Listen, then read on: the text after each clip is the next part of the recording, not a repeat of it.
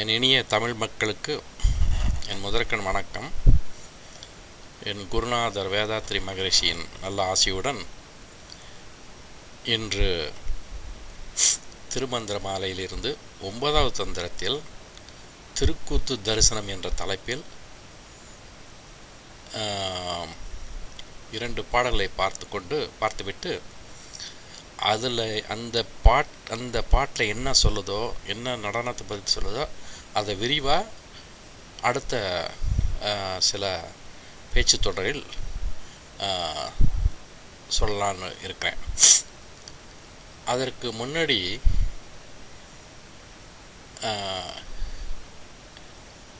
அதாவது இன்றைக்கு அந்த 2 பாடலை சொல்லிட்டு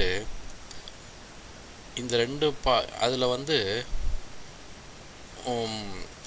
எந்த மாதிரி நடனத்தை பற்றி சொல்கிறாரு, அதான் ஒரு பாட்டில் தான் அதை பற்றி சொல்கிறாரு நடனத்தை பற்றி. இன்னொரு பாடல் அது வேறு பொதுவான ஒரு பாடல். அது எங்கும் சுலபமான பாடலாம், அதில் ஒன்றும் தத்துவம் அதிகமாக இல்லை. அதாவது அந்த பாடல் சொல்கிறேன். எங்கும் திருமேனி, எங்கும் சிவசக்தி, எங்கும் சிதம்பரம், எங்கும் திருநட்டம், எங்கும் சிவமா இருத்தலால் எங்கெங்கும் தங்கும் சிவனருள் தன் விளையாட்டலே அப்படின்னு பாடுறாரு. இங்கே சிதம்பரம்னு வருது பாருங்களையா. எங்கும் சிதம்பரம், சிதம்பரம்னா சித் ப்ளஸ் அம்பரம். என்ன இதை சிதம்பரம் கோயிலில் அங்கே இருக்கிற சபை பொற்சபையில் நடராஜர் ஆடுகிற நடனத்துக்கு ஆனந்த நடனம் என்று பெயர். இப்போ இந்த பேச்சில் நடனம் என்று சொன்னாலும், தாண்டவம் என்று சொன்னாலும், கூத்து என்று சொன்னாலும் எல்லாம் ஒன்று தான். கிராமத்து பாணியில் கூத்து அப்படிம்பாங்க. அப்புறம் நாகரிகமாக சொன்னால் அது நடனம் அப்படிம்பாங்க. தாண்டவங்கிறதும் ஒரு பொதுவான வார்த்தை, சிவதாண்டவம் அப்படின்னு. அதனால் 3மே எது சொன்னாலும் ஒரே பொருளை குறிக்கும். அப்புறம் நட்டம் அப்படின்னு சில இடத்துல பாடுவார். என்ன அதுவும் நடனத்தை குறிக்கும். இந்த 5 தொழிலையும் சிவபெருமான் ஒவ்வொரு சக்கரத்திலிருந்தும் செய்யும் பொழுது அந்த அதிர்வு அங்கே இருக்குது இல்லையா, உடம்பு பூராமே நம்ம அதிர்வு இருக்குது, அண்டத்துலேயும் அதிர்வு இருக்குது. கோலங்கள் எப்போவுமே சுற்றி கொண்டே இருக்குது. எதை வச்சு? சூரியனை சுற்றி வருது. சூரியன் என்ன ஆகுது? தன்னைத்தானே சுற்றி கொண்டிருக்குது. அந்த தன்னைத்தானே சுற்றி கொண்டு ஒளியையும் நெருப்பையும் எப்போவுமே அங்கேருந்து உஷ்ணத்தை பரப்பிக்கிட்டு இருக்குது. அதிலிருந்து தான் எல்லாமே ஆரம்பிக்கிறது.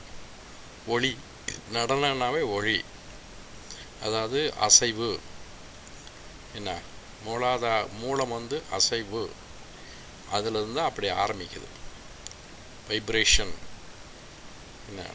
அந்த மாதிரி இந்த அண்டத்தில் கோணங்கள் சதா இயங்கி கொண்டிருக்கின்றன. சூரியன் தன்னைத்தானே சுற்றலைன்னா எல்லா கோளங்களும் அதை சுற்றி வர முடியாது. அந்த ஒரு புவி ஈர்ப்பு இசை இருக்கு இல்லையா, அந்த கிராவிட்டி ஃபோர்ஸ், அதனால தான் இதெல்லாம் இயங்கிக்கிட்டு வருது. இப்போ பூமியும் சுற்றிக்கிட்டு வருது. பூமி சுற்றலை நினச்சிக்கங்க, அப்படியே சுற்றாமல் நின்று போச்சுன்னு வச்சுங்க, என்ன ஆகும்? இந்த இரவு பகல் வராது, இந்த காலங்கள் மாறாது, ஒரே மாதிரியாக இருக்கும். ஏன்னா ஒரு பகுதி அதிகமாக உஷ்ணமாக இருக்கும், ஒரு பகுதி குளிர்ச்சியாக இருக்கும். அப்போது குளிர்ச்சியாக இருக்க பகுதியில் இருக்கவங்க வாழ்வதற்கு தகுதி அற்றவர்களாக இருப்பாங்க. ஏன்னா அந்த நிலைமை சூழ்நிலை எல்லாம் தெரிஞ்ச கதை தான். அதனால் இந்த அண்டத்தில் என்னென்னா ஒழுங்காக சீராக என்னமோ திட்டமிட்டபடி எல்லாம் ஒழுங்காக நடந்துட்டு வருது. ஒன்று தெரிஞ்சிங்களா, நம்ம நவகிரகத்தை நம்ம சுற்றி வரோம் இல்லையா கோயிலுக்கு போனால். இந்த இயற்கையில் இந்த சூரிய மண்டலத்தை பார்த்திங்கன்னா சூரியன், அதுக்கு அடுத்தது பக்கத்தில் இருக்கிறது வந்து புதன், அதுக்கு அடுத்த வட்டத்தில் சுற்றுறது வந்து வெள்ளி அதாவது சுக்கிரன், அதுக்கு அடுத்தது வந்து பூமி. பூமியும் ஒரு கிரகம்தான்.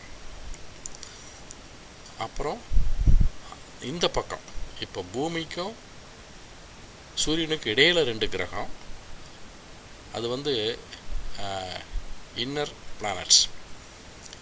அப்புறம் அவுட்டர் பிளானட்ஸ் எடுத்திங்கன்னா செவ்வாய், மார்ஸ், அப்புறம் ஜூபிட்டர், வியாழன், அப்புறம் சனி, இந்த மாதிரி, அப்புறம் யுரேனஸ் நெப்டியூன் போகுது. ஸோ வெளியே இருக்கிறது செவ்வாயும் வியாழன் சனி. இந்த மூன்றும் என்னென்னா, நாம் வந்து பூமியில் இருக்கனால பூமி வந்து சூரியனை சுற்றி வருது. நம்ம கோயிலில் என்ன பண்ணுவோம்னா நவகிரகத்தை சுற்றி வருவோம் என்ன. ஆனால் இயற்கையில் என்ன நடக்குது தெரியுங்களா, நாம் எப்போவுமே பூமியில் இருக்கிறவங்க இந்த செவ்வாயும்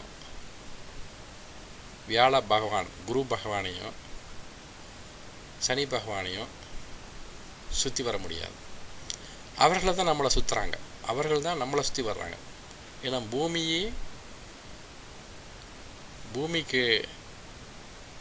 பூமி வந்து என்னென்னா இந்த 2-3 கிரகத்துக்கும் சூரியனுக்கு இடையில் இருக்குது. அதனால் இந்த 3 கிரகங்களும் பூமியை தான் சுற்றி வருது. அப்போ பூமியில் நம்ம இருக்கிறனால இந்த மக்களை சுற்றி வர்றது இந்த 3 கிரகங்களும்.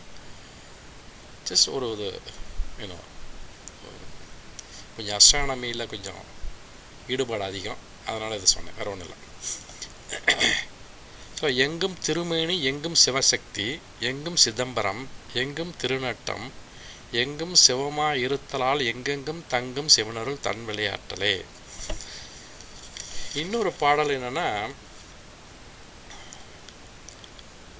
சிற்பரஞ்சோதி. இந்த பாடலை முன்னாடி ஒரு தடவை நான் பேசினதான் ஞாபகம் இருக்குது. இருந்தாலும் இதை சொல்லி தான் இதில் சொல்லப்பட்ட கூத்து எத்தனை வகையான கூத்து அதை பற்றி தான் அடுத்த பேச்சிலிருந்து ஆரம்பிக்க முடியும். அதனால் இது ஒரு முன்னுரை மாதிரி.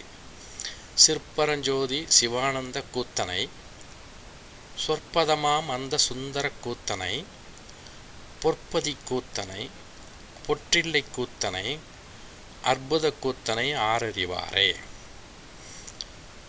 இதில் இந்த சிவானந்த கூத்து, இந்த ஆனந்த கூத்து அப்படின்னு சொல்கிறேன்ல, அதுதான் சிதம்பரத்தில் பொன்னம்பலம் அதாவது பொற்சபை என்ற இடத்துல நடக்குது.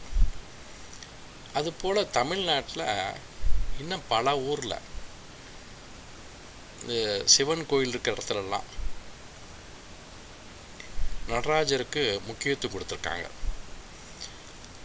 ஒவ்வொரு கிட்டத்தட்ட ஒரு நான் சொல்லக்கூடிய இடம், இப்போ நான் சொல்ல போகிற ஒரு எத்தனை ஊருன்னா கிட்டத்தட்ட ஒரு 10-15 ஊர் சொல்ல போகிறேன். அந்தந்த ஊரில் என்ன நடனம், அந்த நடனத்துக்கு பேர் என்ன, அவர் ஆடக்கூடிய நடனத்துக்கு பேர் என்ன அப்படிங்கிறத இன்று நான் இந்த இதில் பேச்சில் சொல்ல போகிறேன். இதெல்லாம் ஒரு முன்னுரை, இதெல்லாம் ஒரு இதை வந்து இப்போ நான் சொல்ல போகிற இந்த நடனத்தெல்லாம் இவர் திருமூலர் தன்னுடைய பாட்டில் சொல்லலை. அவர் வாழ்ந்த காலத்தில் சிதம்பரம் முக்கியமாக அந்த கோயில் இருந்திருக்கும் போல தெரியுது. அங்கே அடிக்கடி போயிருக்கார். மற்ற அங்கே அவர் என்ன நினைத்தாரோ அதை வைத்து தான் இந்த 5 நடனங்களை பற்றியும் விரிவாக சொல்கிறார். இந்த சிவானந்த கூத்து, சுந்தர கூத்து, பொன் கூத்து, பொன்தில்லை கூத்து, அற்புத கூத்து அப்படின்னு. இப்போ நான் சொல்லக்கூடிய நடனத்தை பற்றி அவர் அவ்வளோக்காக திருமந்திர பாடலில் சொல்லலை. ஏன்னா அந்த காலத்தில் அவர் வந்து திருவாரூரிலிருந்து சிதம்பரம் தான் அடிக்கடி போயிட்டு வந்திருக்கிறதாக தெரியுது. மற்ற ஊரை பற்றி அதிகமாக அவர் தன்னுடைய பாடலில் சொல்லலை. அல்லது ஒருவேளை அவர் இருந்த காலத்தில் வந்து இந்த மதுரை, இந்த சிதம்பரம் தவிர மற்ற ஊர்லலாம் இதெல்லாம் வந்து வெளியே அவ்வளோக்காக பிரபலமாகாமையோ அல்லது கோயில் இல்லாமல் கூட இருந்திருக்கலாம். ஏன்னா இதெல்லாம் வந்து 2000 வருஷத்துக்கு முன்னாடி நடந்தது. நமக்கும் தெரியாது. அது இந்த ஆராய்ச்சி பண்ணுறவங்க தான் ஓரளவு சொல்ல முடியும். ஸோ அதனால் இப்போ என்ன சொல்ல வரேன்னா, இந்த மற்ற ஊரில் என்னென்ன நடனம் ஆடுறாரு, அதுக்கு பேர் என்ன அப்படிங்கிறத ஒரு குறிப்பு எடுத்தேன். இந்த நடராஜ தத்துவம் என்ற புத்தகத்திலிருந்து எடுத்தேன். அது இங்கே உங்களுக்கு சொன்னால் ஒரு பயனுள்ளதாக இருக்குங்கிறதுக்காக தான் ஒரு முன்னுரையாக சொல்கிறேன். ஆனால் பின்னாடி இனி வரும் பேச்சு தொடரில் வந்து இந்த 5 விதமான நடனத்தை பற்றி தான் அதிகமாக நான் சொல்ல போகிறேன். ஏன்னா இந்த நடனத்தை, இந்த 5 வித நடனத்தை நமக்குள்ள எப்படி, நம்ம மனிதருக்குள்ளே நடக்கக்கூடிய நடனத்தை எப்படி இவர் இணைக்கிறாரு, இந்த பயிற்சின்னு சொல்கிறோம்ல, அதாவது தியான பயிற்சி, அதை செய்கிறவங்களுக்கு எந்த மாதிரியான அதிர்வு வரும், என்ன அந்த அதிர்வுன்னா அதுதான் அசைவு, அதுதான் நடனம். அதுக்கு இந்த 5 விதமான நடனத்தை வந்து ஒப்பிட்டு அவர் பாடியிருக்கார். அதனால தான் இந்த 5 விதமான நடனம் தான் இந்த புத்தகத்தில் சொல்லப்படுகிறது. பார்ப்போம். இப்போது சிதம்பரத்தில் பொற்சபையில் ஆடும் நடனம், அதுக்கு பேர் ஆனந்த நடனம். அப்புறம் வெள்ளி சபைன்னு மதுரையில் இருக்குது. அங்கே ஆடுகின்ற நடனத்துக்கு சந்தியா நடனம் என்று பெயர். அப்புறம் திருவாலங்காடு, அங்கே இருக்கிற சபைக்கு பேர் ரத்ன சபை. அதில் வந்து காளிகா என்ற நடனத்தை ஆடுறாங்க. திருநெல்வேலி தாமிர சபை, அங்கே அது வந்து முனி நடனம், முனி தாண்டவம். குற்றாலத்தில் ஆடும் நடனத்துக்கு பேர் திரிபுர நடனம். அங்குள்ள சபை சித்திர சபை. அந்த சித்திர சபையில் திரிபுர நடனம் என்ற நடனத்தை ஆடுறாங்க. அப்புறம் திருப்பத்தூர் அப்படின்னு ஊர் இருக்குது. அங்கே சபையை பற்றியெல்லாம் ஒன்றும் அதிகமாக சொல்லலை. அங்கே வந்து கௌரி நடனம் என்ற ஒரு நடனத்தை ஆடுறாரு. இதுக்கு முன்னாடி சொன்ன 5 சபை இருக்கு இல்லையா, அது பார்த்திங்கன்னா இந்த 5 விதமான உலோகத்தை வைத்து, பொன், வெள்ளி, ரத்தனம், தாமிரம், அப்புறம் சித்திர சபை வந்து அந்த உலோகத்தில் வரல, அந்த வரிசையில் வரல. ஸோ 4 விதமான பொற்சபை, வெள்ளி சபை, ரத்ன சபை, தாமிர சபை. அப்புறம் இன்னும் சில இடங்கள், திருவாரூரல் தியாகராஜர் சன் கோயிலில் வந்து நடராஜர் ஆடும் நடனத்துக்கு அசபா நடனம் என்று பெயர். திருநள்ளாறு, அதாவது சனீஸ்வரன் கோயில் இருக்குல்ல, அந்த ஊரில் அங்கே ஆடும் நடனத்துக்கு உன்மத்த நடனம் என்று பெயர். திருநாகை, அதாவது நாகப்பட்டினம், வராதரங்க நடனம். திருக்காரையில் குக்கும நடனம். திருக்கோளிலி பிருங்கா நடனம். திருவாய்மூர் கமல நடனம். திருமறைக்காடு ஹம்சபாத நடனம். ஸோ இத்தனை விதமான நடனத்தை ஆடுறாரு. இது மட்டும் இல்லை, இன்னும் மற்ற மாநிலங்கள், அதாவது ஆந்திரா, அப்புறம் ஒரிசா, இப்படிலாம் போனீங்கன்னா அங்கெல்லாம் சிவபெருமான் நடராஜ மூர்த்தி வடிவில் வாடுறாரு. அங்கே வந்து இன்னும் அந்த பட்டியல் விரிந்து கொண்டே போகும். ஏன்னா அங்கே அந்தந்த ஊரில் போய் கேட்டால் தான் தெரியும். அங்கே வந்து நான் ஏதோ ஒரு இதில் படித்த மாதிரி இருக்குது, இந்த புத்தகம் தான் படித்தேன் நினைக்கிறேன். அதாவது கால பைரவர், இந்த பைரவர் நடனம் அப்படின்னு இருக்குது. அப்புறம் நம்ம இன்னொரு கூத்து கேள்விப்பட்டிருப்பேன், ஊழிக்கூத்து அப்படின்னு நம்ம கேள்விப்பட்டிருப்போம். அந்த ஊழிக்கூத்துன்னு ஒன்று இருக்கும், அனவரத நடனம்னு இருக்குது. இப்படியே இன்னும் நிறைய அந்த லிஸ்ட்டு பெருசாக போயிட்டே இருக்கும். ஸோ இன்றைக்கி இப்போ இந்த மொத்த நடனத்தில் பார்த்தீங்கன்னா கிட்டத்தட்ட 18 நடனம் வருது. இதில் இவர் எடுத்துக்கிட்டது 5 நடனம். அதான் சிவானந்த நடனம், சுந்தர நடனம், பொன் நடனம், பொன்தில்லை நடனம், அற்புத நடனம். இந்த 5 தான் வைத்து நான் பின்னாடி பேச போகிறேன். அப்புறம் ஒரு விஷயம் சொல்கிறேன். அது அந்த பின்னாடி வரும் பேச்சில் வந்து அதுவும் வரும். அதுக்காக தான். அதுக்கு முன்னாடியே ஒரு சொல்கிறேன். சிதம்பரம்னு இப்போ நான் சொன்னேன் இல்லையா, சிதம்பரம், திருச்சிற்றம்பலம், சித் அம்பலம், அதுதான் சித் அம்பலங்கிறதா சிற்றம்பலம். சித் அம்பரம் அது சிதம்பரம். சிதம்பரம்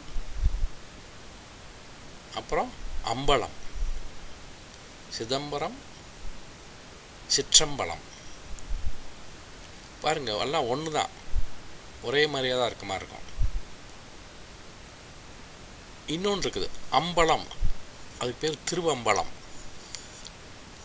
இந்த திருவம்பலம், திருச்சிற்றம்பலம், சிதம்பரம், இந்த மூன்றையும் ஒரே விஷயத்தை குறிக்கிற மாதிரி இருந்தால் கூட சில நுணுக்கமான வேறுபாடு இருக்குது.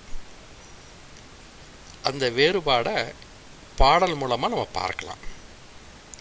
ஜஸ்ட் ஒரு முன்னுரையாக சொல்லி வச்சுருக்கேன். பின்னாடி பார்க்கும்போது இப்போ திருவம்பலத்துக்கும் திருச்சிற்றம்பலத்துக்கும் என்ன வித்தியாசம் அப்படிங்கிறத பார்க்கலாம்.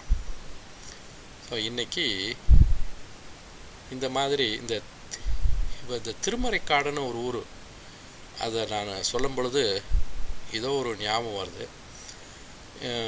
ஒரு படம் பார்த்தோம், அதாவது திருவருட்செல்வருங்கிற ஒரு படத்தில்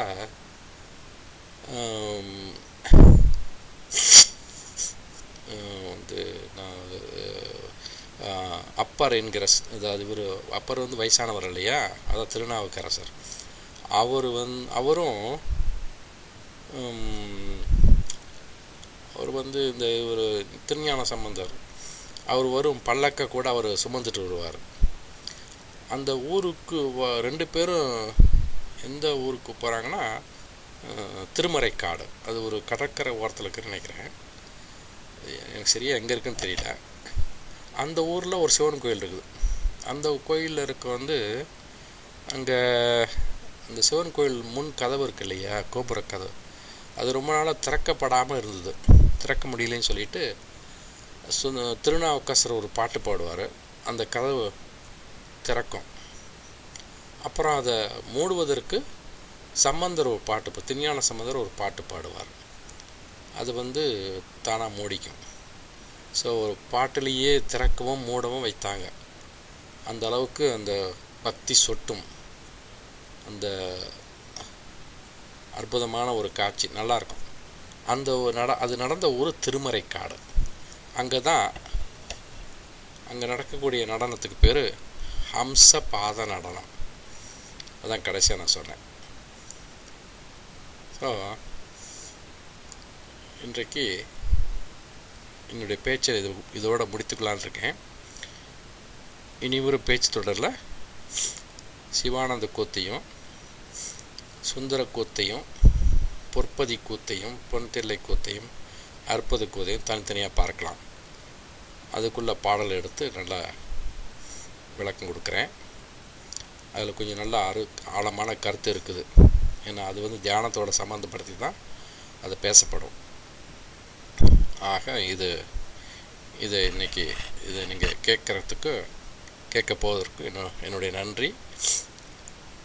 வணக்கம். வாழ்க வளமுடன்.